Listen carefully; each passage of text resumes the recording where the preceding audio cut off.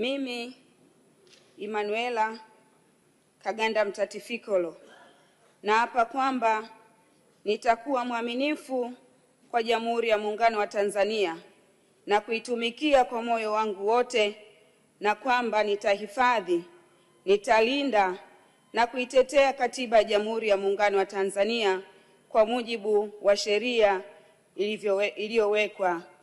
Mwenyezi Mungu nisaidie.